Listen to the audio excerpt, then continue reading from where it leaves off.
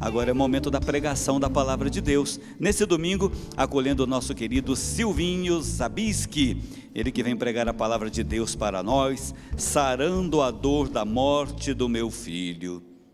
Tema bonito, hein, Silvinho? Sarando a dor da morte do meu filho. Ele vem para trazer a palavra de Deus, esteve conosco pela manhã antes da missa, preparando o nosso coração, e nós vamos cantar, para que Jesus possa agir pelos lábios do Silvinho, neste momento de pregação. Seja bem-vindo, meu irmão. Cantemos, Ministério Excelsis, pedindo a presença do Espírito Santo conosco. Deus abençoe Silvinho, sarando a dor da morte do meu filho. Silvinho Zabisky, nesse dia conosco. Deus abençoe, Silvinho. Ó Deus do meu amor, eu navegarei no oceano do Espírito e ali adorarei ao Deus do meu amor. Espírito, Espírito, que desce como fogo, vem como em Pentecoste e enche-me de novo. Espírito, Espírito, ó Espírito, que desce como fogo, vem como em Pentecoste e enche-me de novo. Eu adorarei ao Deus da minha vida, que me compreendeu, sem nenhuma explicação. Eu adorarei ao Deus da minha vida e me compreender sem nenhuma explicação. Espírito, Espírito, Espírito, que desce como fogo, vem como em Pentecoste e enche-me de novo. Espírito, Espírito, que desce como fogo, vem como em Pentecoste e enche-me de novo.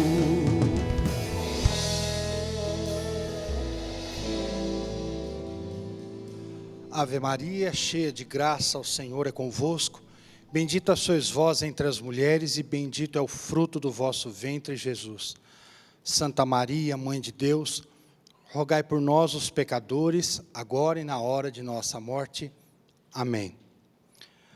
Bom, que bagunça, hein? Que está acontecendo no meu e no seu país. Que fuzuê. Virou de ponta cabeça. Eu e você fomos atingidos por uma bomba. Mas, na realidade, se você se observar bem, a grande preocupação por trás dessa pandemia, é claro que é o problema financeiro, mas não tenha dúvida disso. É claro que você que é empresário, os problemas que afetaram a sua empresa. É claro para você que é trabalhador, que complicou um pouco a sua vida e diminuiu o seu salário. Tudo isso pesa. Mas a grande preocupação dessa pandemia se chama medo de morrer.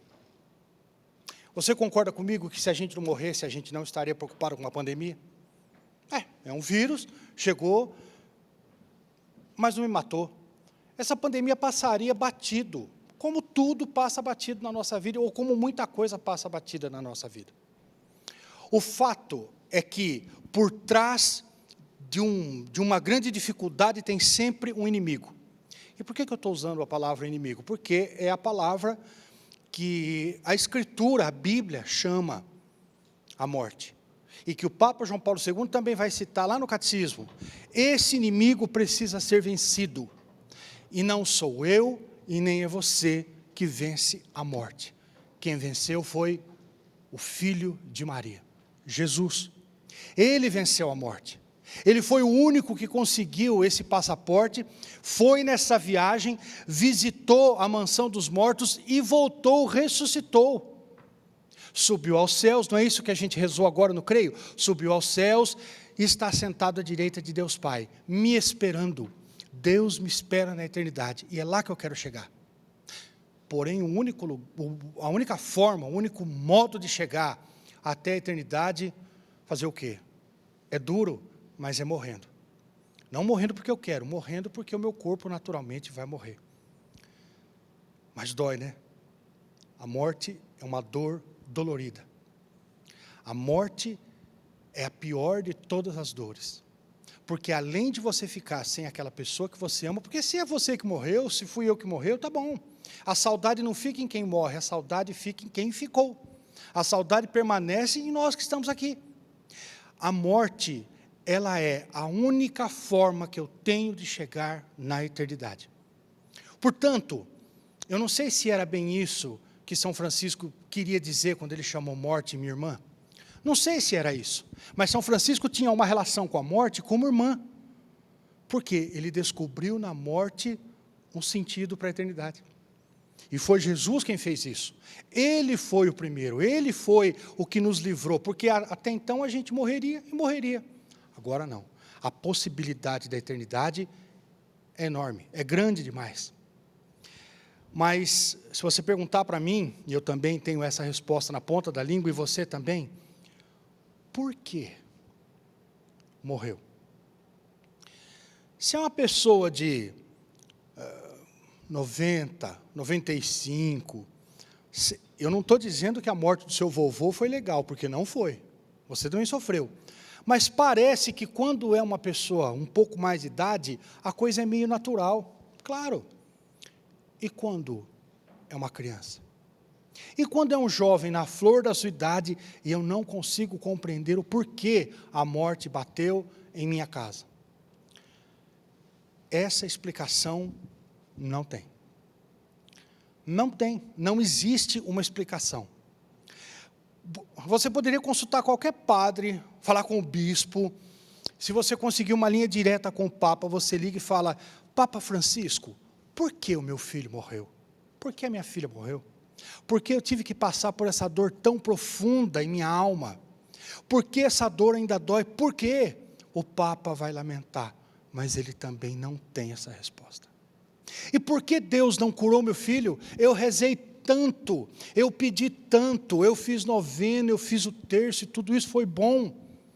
Mas no final das contas, meu filho morreu.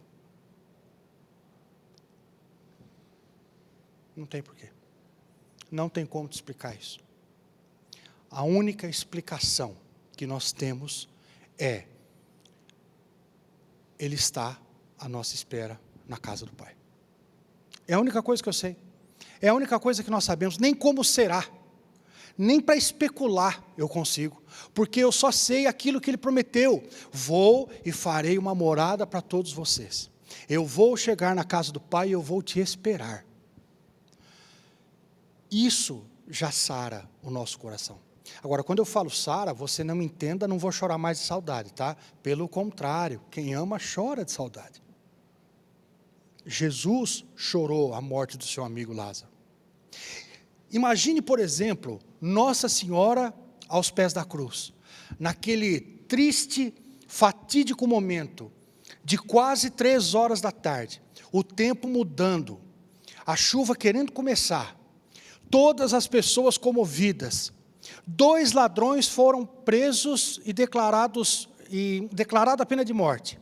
Até aí, parece que era normal ali. Mas o que Jesus fez? Imagine Nossa Senhora aos pés da cruz, nos últimos suspiros do filho dela. O que será que passava naquele coração? No imaculado coração de Maria. Por que, meu filho? Por que você está nessa cruz? É claro que Maria sabia o porquê. É claro que Nossa Senhora sabia de todos os detalhes ali. Ele tem que passar por isso, mas era um coração de mãe. Toda mãe cristã, toda mãe católica sabe que é a eternidade, mas é na hora da eternidade, chegar perto de casa,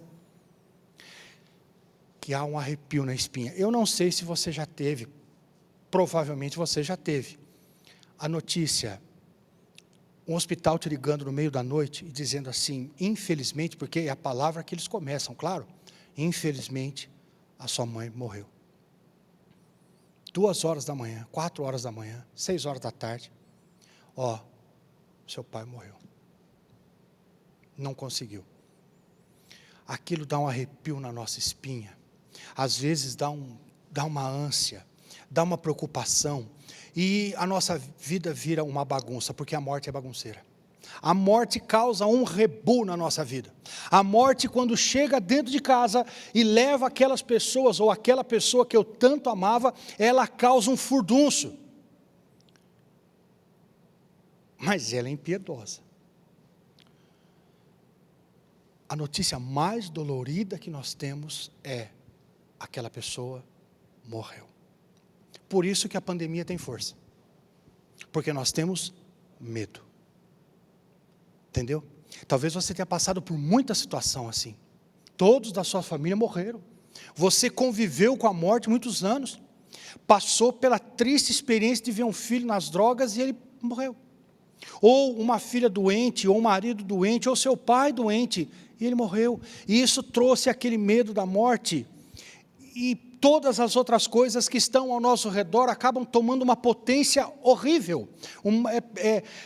A força com que o mal que nos atinge tem, quando eu tenho medo da morte, não dá para se medir.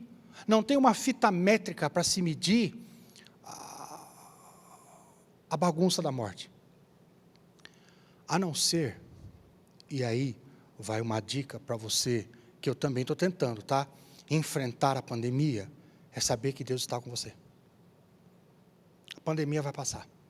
Deus jamais.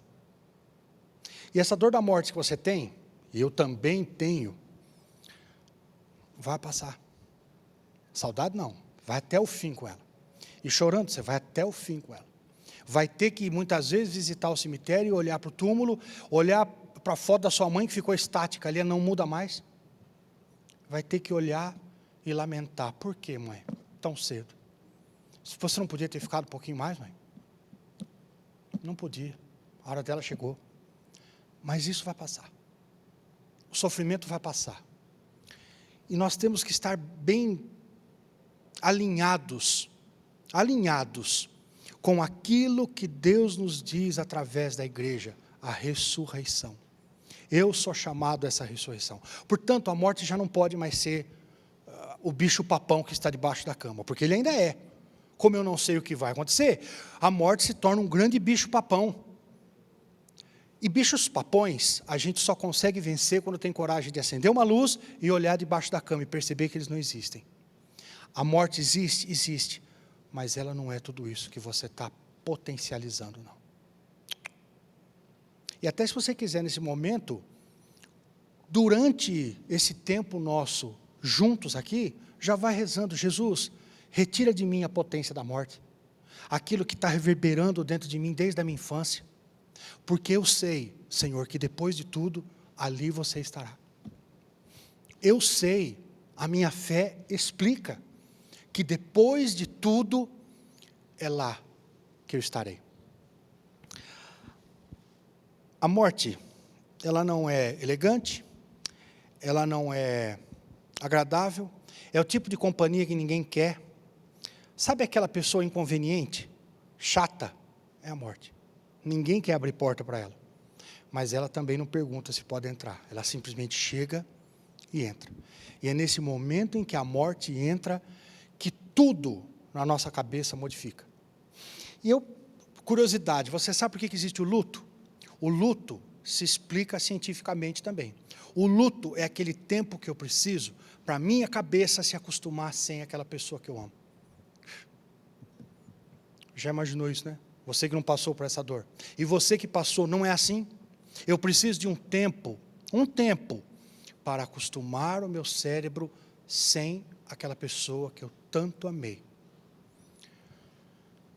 Quando a gente tem planos na vida, aí, meu filho, aí é que a porca torce o rabo, como minha mãe falava lá na minha infância. É aí que a coisa se complica, porque eu tinha planos com aquela pessoa. Eu tinha um sonho com aquela pessoa. Eu sonhei com a minha filha, eu sonhei com o meu filho, eu sonhei com o meu casamento. E algo interrompeu nesse meio de tudo. Foi a morte. Ela é dolorida. Ela é dolorida. Ela arrebenta, ela corta. Alguns de nós já temos mestrado na morte. Fez faculdade, fez pós-graduação. Enfim, você já entende da morte tanto que você teve que conviver. Não sei quantos anos você tem de vida, mas se você tem muitos anos de vida, também você já viu muitas pessoas morrerem. E não tem jeito. Agora, como sarar a morte da dor de alguém? Sobretudo a morte da dor, a dor da morte de um filho. Eu vou precisar que você entre um pouco na sua imaginação e tente observar esse cenário que eu vou montar para você. A cena que eu vi no dia 18 de março de 1993 foi essa aqui, ó. Eu vou segurar assim o microfone para você ver o que é que eu estou fazendo, ó. Tá vendo bem? Ó. Esta foi a cena que eu vi no dia 18 de março de 1993, por volta das 2:20 da tarde. Portanto, faltavam 20 minutos para o horário da misericórdia. A minha irmã, 14 anos, ela já estava na fase terminal de um câncer terrível. Uma leucemia, para ser mais preciso. Um câncer que tomou todo o sistema nervoso dela. E câncer é câncer. Você que já viu câncer é câncer. Não tem muita explicação. Só quem já passou pelo câncer conhece ele. Sabe a cor que ele tem, o cheiro que ele tem, a tristeza que ele causa. É tudo isso que aquele momento a minha irmã estava vivendo. Cor, tristeza, cheiro. E a minha irmã estava tetraplégica. Porque o câncer foi arrebentando com ela todinho, que ela ficou tetraplégica. A minha mãe fez esse gesto que eu fiz para você, esse gesto em cima da cabeça da minha irmã, e ela disse assim, olhando para mim, eu era molecão: filho, a vida da sua irmã está passando pelo vão das minhas mãos, e eu não estou conseguindo segurar. Foi isso que minha mãe falou: filho, a vida de quem eu dei à luz, está passando pelo vão das minhas mãos, e eu não estou conseguindo, eu estou forçando, filho. Mas minha mãe também cansou. 1 ano de tratamento de câncer. E a minha mãe abriu a mão. E deu 2 beijos na carequinha da Dani. Carequinha porque a quimioterapia tirou todo o pelo do corpo dela. Minha mãe deu 2 beijos que eu vou levar até o fim. 1 em cada tumor da Dani. Aquilo que matava a minha irmã, como que minha mãe tentando cumprir aquela ordem bíblica, abraça e beija a tua cruz, foi isso que minha mãe fez. Essa cena marcou a minha alma para sempre. Minha mãe deu esses 2 beijos e disse assim: filhinha, se Jesus passar, pode ir embora com ele. A mamãe já fez tudo o que tinha que fazer. E minha mãe saiu, talvez para ser privada de ver a filha morrer. Jesus foi muito misericordioso. Eu estava tocando meu violão, né, a música de um velho profeta. Abre bem os teus braços, abandona-te a mim, sou teu Senhor. Abre o teu coração, entrega a tua vida, me dá a tua dor. E eu ia falando para a Dani assim, ó, Dani, que era o nome da minha irmã, vai cantando, porque ela estava lúcida até o fim, muita morfina no corpinho dela, muito arrebentada. A Dani pesava naquele exato momento 13 quilos. O seio da Dani já não existia mais. Você via só as costelas aqui, os ossos da Dani. Ela já não conseguia mais mexer nada. Quando ela ainda conseguia mexer o braço, era para segurar um tercinho, que ela foi com esse tercinho até o fim. A Dani cheirava mal. A pele da Dani esfarelava. Eu lembro do dia que a Dani precisou usar máscara pela primeira vez. Hoje o planeta inteiro está usando máscara. Mas naquele tempo, uma menina semi-profissional no vôlei, bonita, umas pernas bonitas, usar uma máscara, ficar careca e não ter a sobrancelha.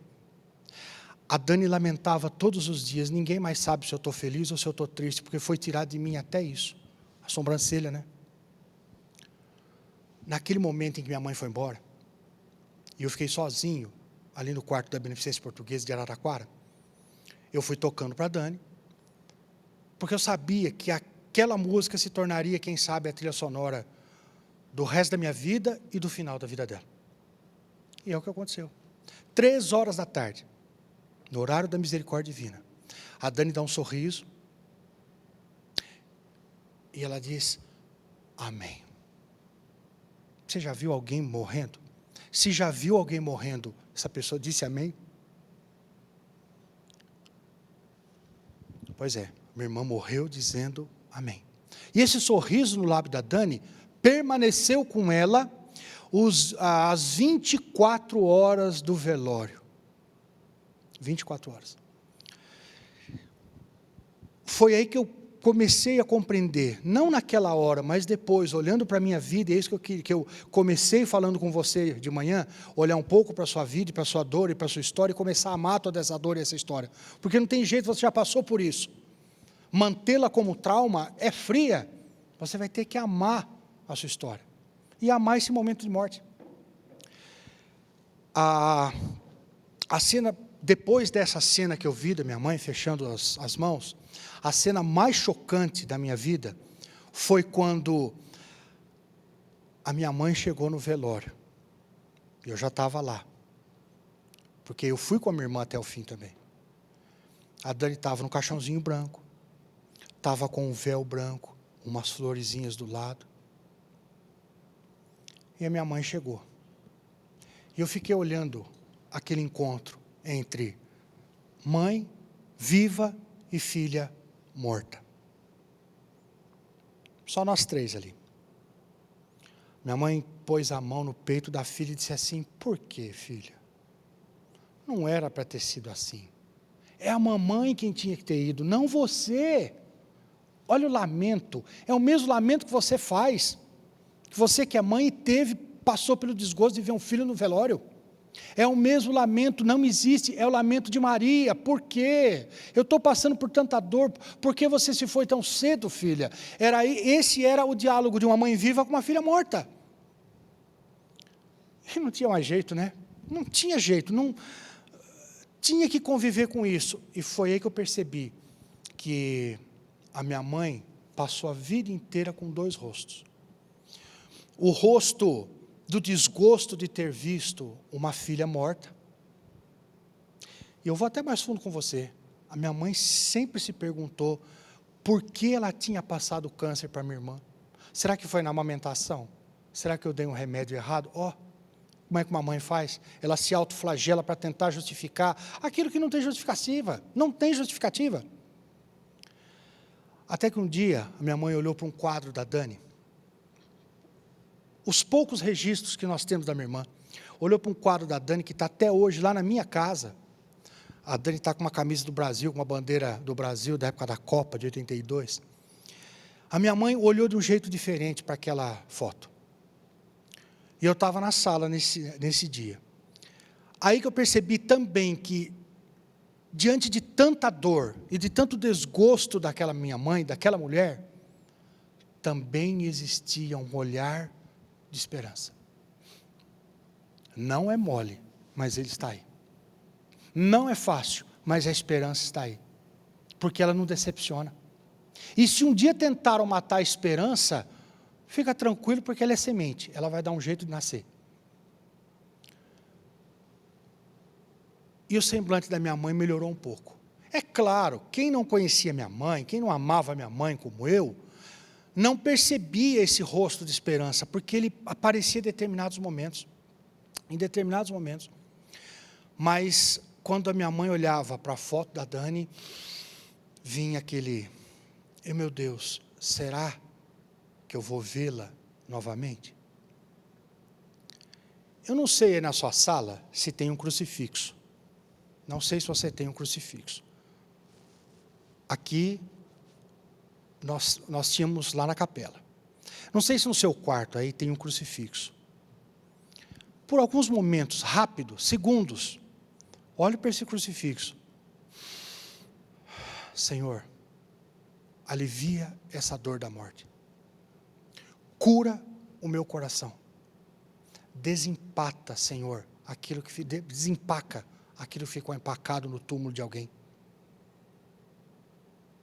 Porque quando minha mãe respirou fundo, e não foi só uma vez, minha mãe passou os 25 anos de saudade da filha, tendo que olhar para a foto dela e respirando fundo, como que tentando convencer até a razão de que Deus não erra, de que Deus estava ali. E era isso que a gente conversava, né? Minha mãe se convencendo, Deus não erra, e se convenceu. E aquilo que era uma dor, e permaneceu com saudade, mas aquilo que era uma dor inflamada, foi desinflamando. E é tão traumático que, talvez você tenha essa experiência. Durante 4 anos nós não falamos a Dani morreu, nós falamos a Dani partiu. Porque a palavra morreu é forte demais, meu. Meu pai morreu, minha mãe morreu, minha irmã morreu, minha irmãzinha morreu. Essa palavra é forte demais. Mas ela vai ser necessária. Você que está olhando para a cruz, ou imaginando uma cruz na sua cabeça, de repente não tem cruz onde você está. Imagine, porque todo mundo tem na imaginação uma cruz. Imagine essa cruz com Jesus pregado ali. Mais de 5.000 feridas naquele corpo. Imagine essa morte. Encare, meu pai morreu. Não é fácil, mas é possível. Porque quanto mais eu e você encararmos a realidade, mais nós teremos consciência do que Deus está fazendo por nós.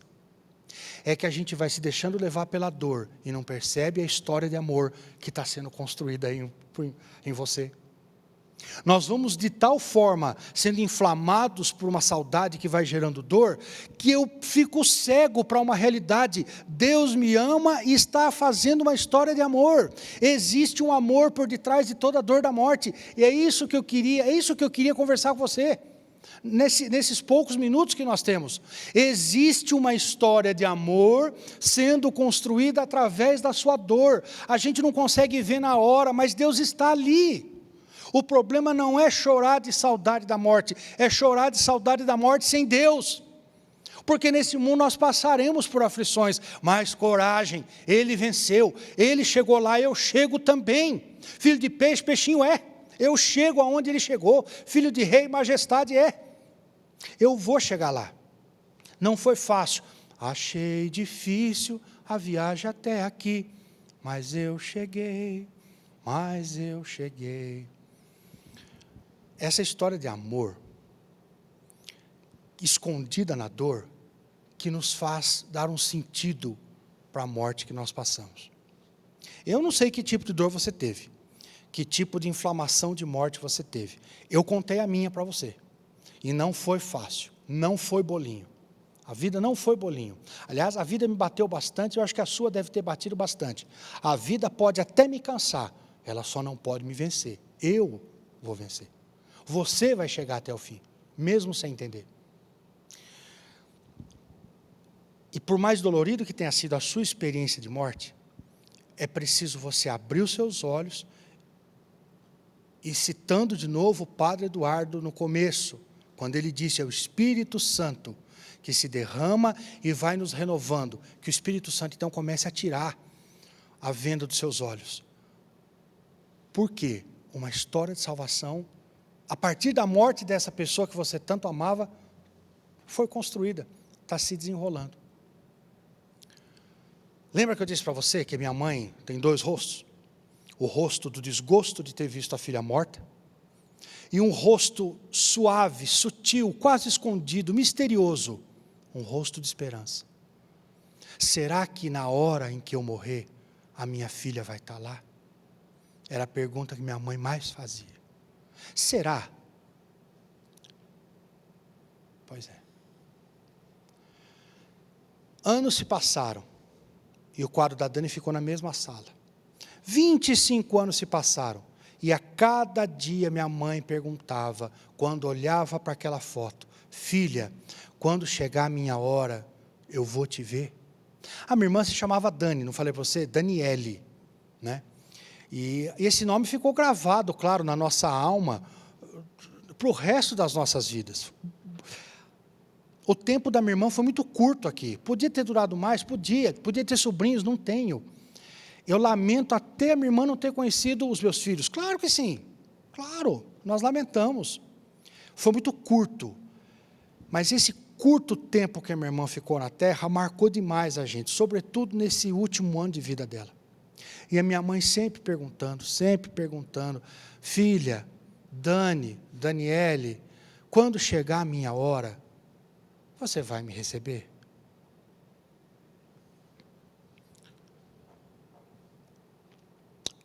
(20 de janeiro de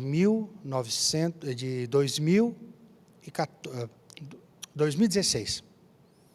20 de janeiro de 2016. Eu dou entrada com a minha mãe na UTI. O rim estava parando. A diabetes detonou minha mãe. Acabou com ela. A história de vida da minha mãe machucou demais ela. Ela foi machucada pela vida. Minha mãe não tinha razões para viver mais, né? A razão dela, como ela dizia, era eu, que também não era grande coisa, e os netos. É o que segurava minha mãe aqui, ainda um pouco animada. Mas ela já tinha perdido toda a vontade de viver, mas não a esperança. Eu dou entrada com minha mãe na UTI. E ali começou um processo de finalização. O rim parou, a diabetes detonou, e a cada dia que eu ia ver minha mãe, eu percebia algo diferente para ruim, nunca para bom. No primeiro dia estava fazendo a hemodiálise, não teve dor, mas já no segundo dia teve um pouco de dor. No terceiro dia, quando eu chego na visita, a hemodiálise já estava desligada, minha mãe muito sonolenta. No quarto dia, quando eu chego, minha mãe estava com o respirador. No quinto dia, minha mãe já estava no balão de ar. Era questão de tempo. Naquela tarde, quando eu fui ver minha mãe, a pressão dela estava 6, 8 por 6. Já estava, o dedinho dela já estava roxo, né? Eu pus a mão na minha mãe e eu fui conversar sério com ela. Pô, mãe, pisou na bola agora, hein? 66 anos, você me apronta um negócio desse agora, mãe? Nós tínhamos mais uma vida pela frente, seus netos tudo nenê. Como é que você me dá uma dessa, mãe? Não teve resposta. Mais uma vez a morte fazia toque-toque na minha porta. Eu me afastei da cama da minha mãe, ela com o balão de ar. Nisso chegou uma enfermeira. Veja como é que Deus está na nossa história de dor. Nisso chegou uma enfermeira e começou a tentar tirar o sangue da minha mãe. Já não conseguia, pressão 6 por 8, ou 8 por 6. As veias dela já tinha ido embora ali. E essa enfermeira tentando, e ela percebia que minha mãe se incomodava, eu acho que doía. Mas essa enfermeira foi tão carinhosa com a minha mãe durante os 15 minutos, porque eu presenciei isso. O que eu não fiz em vida, e deveria ter feito, essa enfermeira fez. E foi conversando com a minha mãe assim: ô dona Ana, minha mãe chamava Ana, ô dona Ana, a senhora já está sofrendo tanto e venho eu te fazer sofrer também. Já imaginou um filho falando isso para a mãe, antes dela morrer? A cura que é no nosso coração. Ô dona Ana, desculpa, dona Ana, é só mais um pouquinho, depois tudo passa. Eu fui entendendo, tudo passa, tá? E eu comecei a observar essa enfermeira, tocando na minha mãe e fazendo carinho. Eu tinha que estar fazendo aquele carinho. Mas não, Deus queria que eu visse aquele carinho para me fazer entender o que é a história de amor frente à dor, em meio à dor. E depois de 15 minutos chamegando minha mãe, fazendo carinho na minha mãe, ela dá um beijo na minha mãe e ela vai fazer o que ela tinha que fazer, a enfermeira, né? Aquela cena me deixou muito feliz. Que bonitinho, é? Que coisa linda, né? Minha mãe está recebendo um carinho ali de uma enfermeira. Eu sei que eu corri atrás dessa enfermeira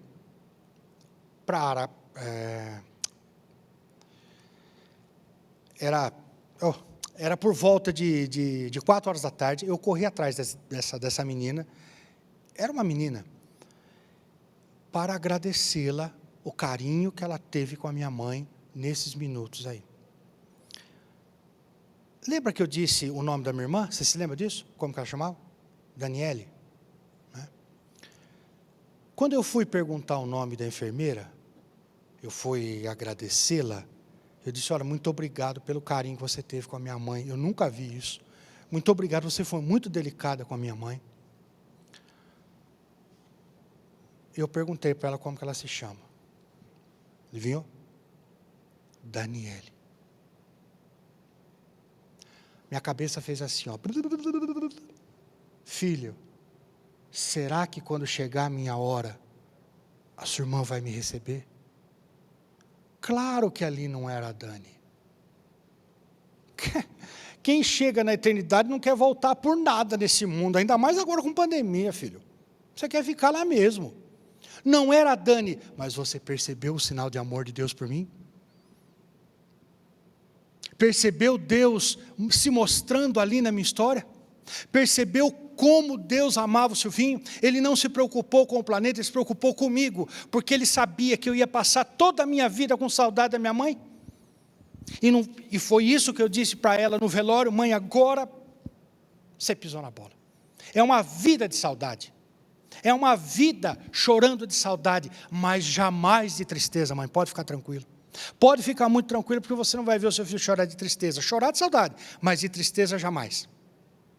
E foi nesse sinal que a morte da minha irmã e a morte da minha mãe, 25 anos depois, explicou como Deus me ama. Você está entendendo? Que se eu conseguir ver isso, você também consegue? É só você olhar para a sua história com amor. É só não ter medo mais do passado e não ter medo de tudo aquilo que já passou na sua vida. É difícil, não é mole não. Mas, por que você não começa hoje, por exemplo? Eu vou olhar para o meu passado. Eu vou olhar com amor para a história de dor que eu tenho. E deixar Jesus sarar, porque Ele sarou. Você viu como é que eu falo da morte? Parece uma senhora elegante. Eu descrevi para você o caixão da Dani, a cor do caixão da Dani, o véu em cima dela. Tem gente que não pode mais conviver com aquele véu, porque o pai estava coberto com aquele véu e ficou esse trauma. Não, esse trauma eu também não tenho. Não vou dizer que eu não tinha no começo, mas com o passar dos anos, você vai dando sentido para a sua história e vai percebendo que essa história de morte, de tanta dor, nada mais foi do que um sinal de Deus falando para você, eu estou com você até o fim. Eu não largo de você, eu não largo de você, eu não largo de você. Todos vão largar de mim, todos. Eu queria, juro para você, eu queria que lá na minha casa, eu, minha mulher e os meus 2 filhos morrêssemos todos juntos. Juro para você. É passar por tanta tristeza e morte que eu também queria isso. Ai, vamos respirar todo mundo fundo. Morreu os 4, assim, um não fica com saudade do outro. Mas não vai ser assim. É claro que eu peço a Deus, e você que é pai e mãe deve pedir isso aí também. Peça a Deus que não seja você ver os seus filhos mortos. Porque quem passou sabe. Peça, Senhor, me leva antes, me dá essa graça. Se tiver de acordo com a vontade dele, Ele vai dar, claro. Mas você percebeu como é que eu descrevi a morte para você? Não mais como a minha inimiga, mas aquela que foi minha aliada. Porque quando a minha irmã estava sofrendo, você vai saber, lembra da história do Padre Léo? Aquilo que você viu o Padre Léo contar, acrescenta aí mais uns 20%. Porque a Dani gritava de dor na minha casa e 5 vizinhos escutavam o urro da Dani, parecia um lobinho, de tanta dor que aquela menina teve, de tanto sofrimento. aquela história do Padre Léo, foi mais ou menos isso que a gente viu, de tanta tristeza. Não é possível uma menina de 13 para 14 anos, a festa de debutante dela foi um enterro. Mas existe uma história de amor dentro da minha história de dor. E talvez você vai ter que encarar isso uma hora ou outra. E não mais olhar como se fosse uma tragédia. Olhar que Deus está com você até o fim. E sofre com você. Isso não é lenga-lenga, porque é nessa hora que a gente percebe como Deus está conosco. A gente acha que não vai conseguir, e vai. Você entende que o último inimigo a ser vencido, que é a morte, você percebeu que nem ele vai conseguir mais roubar a nossa paz? E você que estava com medo da pandemia, se cuide, faça tudo aquilo que precisa cuidar, fazer, cuide-se, usa a sua máscara, passa seu gel, tudo isso precisa ser feito. Mas não pode entregar mais o seu coração ao medo de uma pandemia. Homens livres metem medo em pandemias, porque elas também passam. Você e eu não. Vamos para a eternidade. Homens que confiam em Deus, mulheres que confiam em Deus, passam por esse mundo, como diz o Salmo, eu passo pelo vale da sombra da morte. Passei. Homens e mulheres que veem o seu Deus, a solução para tudo, inclusive na hora de um velório de um filho, você enxerga Deus ali, você vai passando por esse planeta com muita tranquilidade, não sem saudade, mas com muita tranquilidade, porque eu sei onde eu preciso chegar. E livre não é aquele que vai aonde quer, livre é aquele que sabe onde tem que chegar. Esses metem medo na morte, porque eu me assustei, juro para você, eu me assustei, quando a morte levou muita gente da minha família. Hoje, da minha família, sem ser minha mulher e meus filhos, eu tenho só meu pai. Todo mundo já morreu, e morreu precocemente, o duro é isso, com 180 anos, que a gente entende, mas 12, 17, 26 anos, é muito jovem. Muito jovem. Hoje, depois de tanto tempo, tanto conviver com a morte, é possível você passar por ela. E ela já não vai ser mais assustadora, como ela foi para você durante todo esse tempo. Chegou até aqui, nessa idade que você está, e não sabia que mesmo a dor da morte, Deus olha para você com muito amor, e Ele não ia te deixar sozinho. Eu vou fechar com você então, esse momento, porque 5 anos depois que a Dani morreu, eu fui diante do Santíssimo Sacramento. Coisa que eu gosto de fazer muito, é que agora está mais complicado, mas eu gosto de fazer muito. E eu gosto de tocar meu violão para o Santíssimo, meu show é minha capela, não é? Então eu toco ali, eu componho ali, eu faço um arranjo ali, é ali que eu me acho.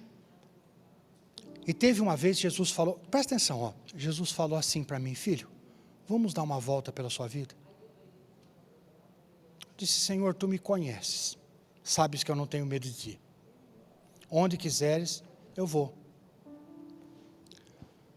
E Jesus me disse assim, vamos para o velório da sua irmã?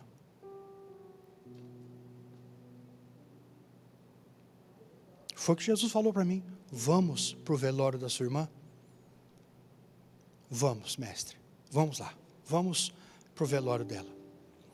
E eu fui me imaginando, passando pelas ruas da minha cidade, até chegar no velório municipal. No velório municipal da minha cidade. Quando chegamos na porta do velório, eu estou me imaginando, tá? Eu não fui lá. Quando nós chegamos, eu e Jesus, na porta do velório municipal da minha cidade, eu fui entrar e eu já fui virar para a esquerda, que era a sala número 1, onde a minha irmã estava sendo velada. E Jesus me segura e fala, não, eu não quero ir para a esquerda, eu quero ir para a direita. Mas na direita, naquela época, tinha uma parede e uma lousinha verde, escrito em giz, sala número 1, Daniele Zabisky. Aí Jesus falou: filho, você entregou a sua irmã para mim, mas sem perceber, você ainda me culpa da morte dela. Está no seu inconsciente, filho. Eu perguntei para o meu Jesus: que Deus é esse que cuida de mim e das minhas plaquinhas, que cuida de mim e dos detalhes que eu sou? Que Deus é esse que me ama tanto, que se preocupou com uma lozinha verde escrito em giz? É o mesmo Deus que se preocupa com você. É o mesmo Deus, e está se preocupando com você agora. E está se preocupando com você agora. E eu não duvido nada que ele tenha levado a mãe dele junto, porque ela sabe o que é velar um filho. Maria passou pela dor mais profunda de ver um filho morrer, e morrer daquele jeito. Eu não duvido nada que Jesus deve estar chegando na sua sala agora, junto com Nossa Senhora, falando: eu estou aqui. Por mais que se revolte o mar, eu estou aqui. Por mais que a dor doa, eu estou aqui. E você que é mãe, alguns anos atrás, Deus é bom demais. Para você que é mãe que perdeu um filho, presta atenção. Eu estava numa cidade chamada Batatais, em missão, e eu pedi para o Santíssimo Sacramento ir até o altar. E tinha muita gente ali na igreja. Em um momento de inspiração, Nossa Senhora pôs no meu coração assim: peça para as mães que perderam os filhos se levantarem.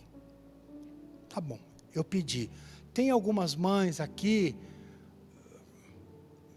que perderam os filhos, por favor, se levantem. Para minha surpresa, pelo menos umas 30 mulheres tinham ali que perderam as mães, os seus filhos. E Nossa Senhora falou: traga elas para perto do meu filho Jesus. Eu fui trazendo e pedindo para aquelas mulheres irem lá para o altar, se ajoelharem, e Nossa Senhora foi falando assim: peça para elas, você que é mãe, perdeu o filho, peça, estou pedindo para você, imagine o dia que você pegou pela primeira vez o seu filho na mão. Lembra? Lá no berçário, lá no hospital, que você deu de mamar. Lembra desse dia? Seu filho que já morreu, sua filha que já morreu. Lembra desse dia? Lembrou? Isso. Aperta bem o seu filho. Se imagine apertando a sua criança. Apertou? Apertou, isso. Aí Nossa Senhora dizia assim para mim: agora, peça para elas se imaginarem segurando o meu filho, como eu segurei na manjedoura. Olha que coisa maravilhosa. E eu pedi para essas mães, como estou pedindo para você, imagine-se ali, ó, você agarrado com seu filho num braço, e imaginando ali o filho de Maria no outro, segurando os dois. Nossa Senhora continuou, ela disse assim: agora, peça para essa mãe, que é para você, agarrar com os dois braços o meu filho, e fala para elas que eu seguro o filho delas, fala para elas me entregarem o filho delas. E eu fui falando isso. Imagine você entregando o seu filho para Nossa Senhora, e agarrando o menino Jesus. Se imaginou? Aí Nossa Senhora fez um desfecho: agora fale para elas assim: filho, cuida do meu, que do seu a partir de hoje quem cuida sou eu. Sacou? Quem está cuidando do seu? Sacou?